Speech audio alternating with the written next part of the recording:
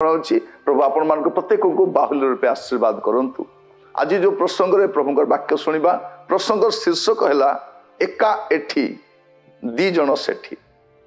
एका एठी दी जण सेठी। मस्त खोलंतु प्रेरित तार 2 पर्व तार 33 पद। अतएव से ईश्वर को दक्षिण हस्त द्वारा उन्नीत और पिता प्रतिज्ञात पवित्र आत्मा प्राप्त होई यही जहाँ आपण देखु शुणुअछंती ताहा से वृष्टि करी अछंती। लिखा जाउछि से अर्थात प्रभु यीशु ख्रीष्ट से ईश्वरଙ୍କର दक्षिण हस्त रे से उपवेशन करिसंती पार्श्व रे और पवित्र आत्मा जगत रे प्रेरित होइछंती। यदि आप देखिए माथ्यू तार 22 पर्व तार 44 पद यथा प्रभु मोहर प्रभु को कहले प्रभु माने पिता परमेश्वर पुत्र परमेश्वर कहले आमे जे पर्यंत तुमर शत्रु मान को तुम पाद तले दलित करिनाहु से पर्यंत आंभर दक्षिण रे बसी थाओ। प्रभु यीशु ख्रीष्ट पितांकर दक्षिण पार्श्व रे उपवेशन करी अछंती। एटा बाइबल विभिन्न अंश मध्य आमे देखु। तो स्वर्ग रे आमे पिता परमेश्वर को देखुछु, पुत्र परमेश्वर को देखुछु। पिता परमेश्वर स्वर्ग रे अछंती। प्रभु यीशु ख्रीष्ट जगत रे आसिले परित्राण कार्य समाप्त कले आ मृत मान को मध्य उठी से स्वर्गारोहण करी से पितांकर दक्षिण पार्श्व रे बसछंती। तो 2 जण सेठी अछंती आ जणे पवित्र आत्मा से एठी अछंती आम मान सहित अछंती। से होचंती प्रतिज्ञात आत्मा से आम मान सहित एठी अछंती। जहन 14 पर्व तार 16 पद लिखा जाउछि मु पिता को अनुरोध करिबी तुम मान संगरे चिरकाल रहिबा निमंते से तुम मान को आउ जने सहाय्यकारी की अर्थात से सत्यमय आत्मा को देबे। प्रभु यीशु कहउछंती मु तो जाउछि किंतु पवित्र आत्मा तुम सहित रहिबे। पिता एवं पुत्र प्रभु यीशु ख्रीष्ट से माने सेठी अछंती और पवित्र आत्मा से एठी अछंती। आमान को सहित से अछंती। आपण को सहित मो सहित से एठी अछंती। जहन तार 16 पर्व 7 पद किंतु मु तुमान को सत्य को अछि मोर प्रस्थान करिबार तुमान को मंगल कारण मु प्रस्थान न कले से सहाय्यकारी तुमान को निकट को आसीबे नहीं मात्र मु गले ताहा को तुमान को निकट को पठे देबी। वर्तमान आमान को सहाय्य करिबा पाए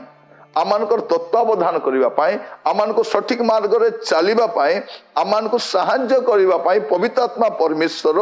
आम सहित एठी अछंती। पिता परमेश्वर पुत्र परमेश्वर सेठी पवित्र आत्मा एठी अछंती आम सहित अछंती। केडे बड़ सौभाग्य देखंतु जे परमेश्वर आम सहित सहाय्यकारी भाव में आम सहित से रही आम को प्रति विषय से आम को साहाय्य करती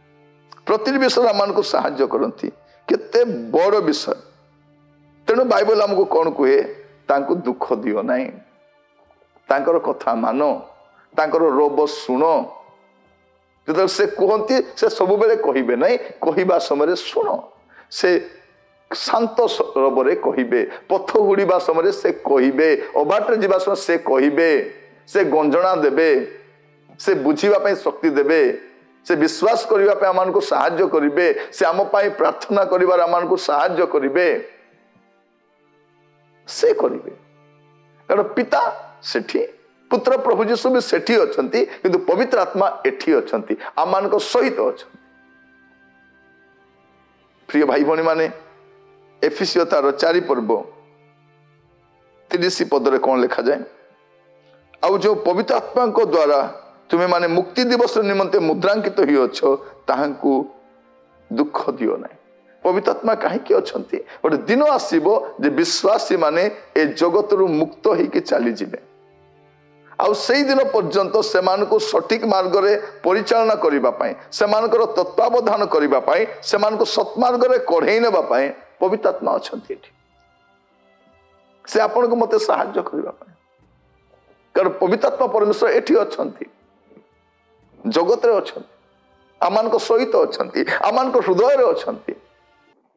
आउ से रही इच्छा करते से संपूर्ण अधिकार करने इच्छा करते आमे चेष्टा करूँ आमर अधिकार रहू आ पवित्र आत्मा आमान को बेले बेले साहाय्य करतु नुह आमानकर अंतर्वासी पवित्र आत्मा से आम मान को संपूर्ण अधिकार करने की इच्छा करती साहाय्य आमको निहाती निहाती दरकार से कौन लिखा जाउछि प्रथम थेसलोनिके 5 पर्व तार 19 पद लिखा जाए आत्मा को निर्वाण न करो आत्मा को निर्वाण न करो मैं आपण मान सम्मुख में ए दीटी कथा कहवाई चाहे पवित्र आत्मा को दुख दिंतु ना आत्मा को निर्वाण करंतु ना कारण से एठी अछंती आपण को साहाय्य करबा से जहाँ मना करिवे था करंतु तांकर रोब को सुनंतु पवित्र आत्मा रे चालित हुंतु पवित्र आत्मा को बसरे रुहंतु कारण से जने व्यक्ति जे पवित्र आत्मा ईश्वर से आपण को ए मंद भ्रष्ट कलंकित जगत रु उद्धार करी स्वर्गीय राज्य को नेबा पाए से जने ही साहाय्य करिवे आमे जो प्रार्थना करूछु से प्रार्थना से हमको साहाय्य करते आमे पिता विरुद्ध रे पाप करूछु प्रभु जीशु को नाम रे प्रार्थना करूछु किंतु पवित्र आत्मा ही हमर प्रार्थना को से चालित करांती सठिक रास्ता रे प्रार्थना करबा प्रिय भाई भनी माने आज आमे जो जीवन काटुछु आमर जीवन की प्रकार एठी पवित्र आत्मा परमेश्वर अछंती आम सहित अछंती आम परिवार अछंती आम सेवा कार्य अछंती आम मंडली रे अछंती ताकर उपस्थिति को आमे सम्मान दउ कि ताकर उपस्थिति सकाशे आमे सत्मार्ग चलिबा पे चेष्टा करू कि ताकर उपस्थिति सकाशे आमे निज को सजाड़िबा पे चेष्टा करू कि प्रभु आपण मान को या बुझिबा पे सहाय्य करंतु कारण एका एठी दी जण सेठी पवित्र आत्मा सेते दिन जाए अछंती मंडली को प्रस्तुत करी ख्रीष्टन सम्मुख रे उपस्थित कराइबा पर्यंत आउ से समय पाखी आसिलानी आमे तत्पर हवा जागृत हवा ताको प्रतिरोध करबा नै निर्माण करबा नै दुख देबा नै असंतु प्रार्थना करबा अनुग्रहकारी पिता परमेश्वर वाक्य द्वारा कथा हितबर आपन को धन्यवाद दउछि